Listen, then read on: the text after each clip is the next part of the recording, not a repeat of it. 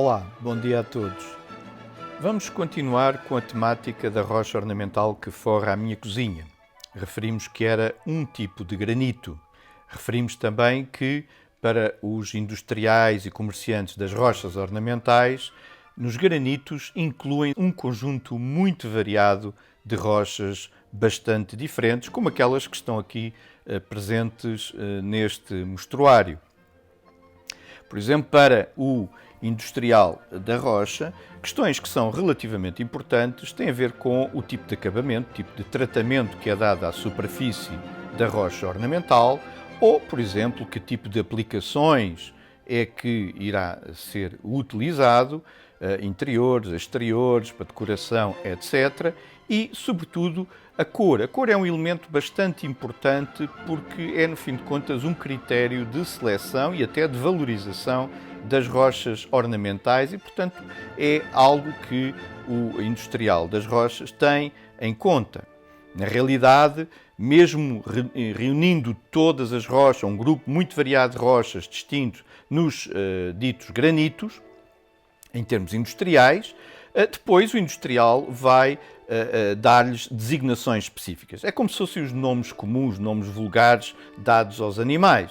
Tem uma validade local, varia de país para país, muitas vezes até dentro de um mesmo país, de região para região, ou em função, muitas vezes até, do próprio, de quem lhe dá o nome, isto é, do próprio industrial que dá nomes diferentes, específicos e que têm a ver, como podem ver aqui, muitas vezes referem o aspecto da cor. Rosa, branco, azul é um termo que é bastante valorizado porque é também um critério de seleção de quem compra também. É ter uma tonalidade, ter uma cor, é importante como critério de seleção. Bom, mas alguns de vós poderão perguntar, mas qual é que é o problema de reunir rochas tão diversificadas numa única designação de granitos?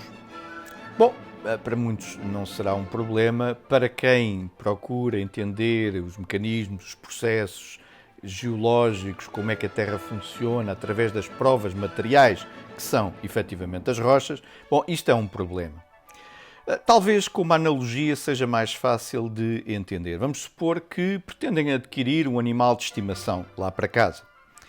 Pretendem comprar um animal e então deslocam-se a uma destas lojas onde se comercializa estes animais e o vosso interesse é comprar qualquer um destes mamíferos, qualquer um destes répteis. Bom, aqui poderá surgir já um problema que é para muitos de vocês como é que é possível sequer pensar em comprar um destes animais. Às vezes porque não são adequados para ter em casa, outras vezes porque são raros, são importantes para os ecossistemas, estão protegidos. Como é que isto é possível? Bom, na realidade para o geólogo muitas vezes para certo tipo de rochas ígneas, vamos supor aqui que é a analogia com os mamíferos, ou certo tipo de rochas metamórficas, aqui a analogia com os répteis, elas também são particularmente raras, particularmente importantes para ilustrar a história da evolução do planeta. Só que, enfim, há muito que o geólogo se habituou a ter que, de algum modo, abrir mão dos seus valores patrimoniais para bem, enfim, para uso da comunidade. De qualquer das maneiras, não deixa de ser importante esta questão patrimonial, mas para já não vamos desenvolvê-la. Vamos então, enfim, pensar que poderíamos adquirir qualquer um destes animais nesta loja e nesta loja, nestas lojas de animais de estimação, todos eles teriam a designação de cães. Bom, aqui começava já um problema, como é que é possível distinguir, como é que nós nos vamos fazer entender, já porque os cães em si próprios são variadíssimos, há vários tipos de cães, ainda para mais, se a mesma designação inclui outros tipos de rochas completamente diferentes, de grupos completamente diferentes, de animais mamíferos, de répteis, como é que é possível? Pois obviamente que isto traz bastantes problemas a quem procura enfim, estudar estas questões, neste caso as rochas como elemento de valor patrimonial e de valor para o conhecimento Mas voltemos ao mostruário, ao catálogo de rochas, neste caso aqui compondo só granitos. Enfim, para o geólogo, em vez das questões que abordámos antes, o que seria interessante, por exemplo, era saber qual é que era o tipo de minerais que eles contêm, eventualmente a sua idade, a sua gênese. Assim, por exemplo, em termos de minerais, seria interessante saber, por exemplo, que para além do quartzo, que é fundamental, para além de uma plagioclase, que já vimos pode ser a albite e ou a ortose, pode também ter micas, como a biotite, como a moscovite, pode ter outros minerais como anfíbolas, como turmalinas, como berilo. Portanto, são tudo minerais suscetíveis de aparecer num granito e que lhes dão informação sobre a sua gênese. Já em relação à idade, bom, poderíamos dizer aqui no caso do nosso país, se este granito é um granito paleozoico ou mesozoico. No caso do paleozoico, o mais provável é estar associado à orogenia, isto é, à formação de cadeia de montanhas designada como varisco, e muitos destes granitos decorreram durante o processo orogénico, nós dizemos que são sim orogénicos, ou pós o processo orogénico, ditos pós-orogénicos. Já no contexto mesozoico alpino, por exemplo, temos granitos do Cretácico, como por exemplo o granito de Sintra. Em relação à gênese, também podemos referir aspectos. Hoje em dia, os granitos distinguem-se em dois grandes tipos, o tipo I e o tipo S. Tipo I, ígneo, que é um granito que se forma por processos magmáticos, que tem a ver com um mecanismo de diferenciação magmática, e o tipo S, que vem de uma origem sedimentar, da fusão de rochas sedimentares na crusta, por processos tectónico-metamórficos. Neste caso, o granito desenvolve-se por um processo de anatexia. Portanto, isto são tudo questões que interessam a quem procura conhecer os granitos, a sua gênese, a sua origem, para ilustrar aspectos da dinâmica do planeta.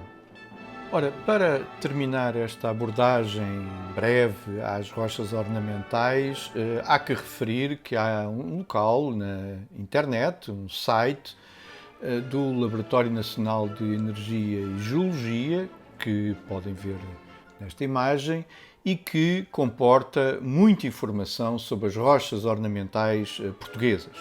Tem uma introdução onde se faz referência breve aos conteúdos, nomeadamente à natureza geológica, uma breve síntese da geologia do nosso território, e depois tem, enfim, os vários tipos de rochas que são possíveis de extrair e que são extraídas de diversos locais do nosso território. Neste caso aqui, obviamente, como é um site de geologia, pois os tipos de rochas estão devidamente divididos em rochas ígneas, rochas metamórficas e rochas sedimentares nos principais grupos.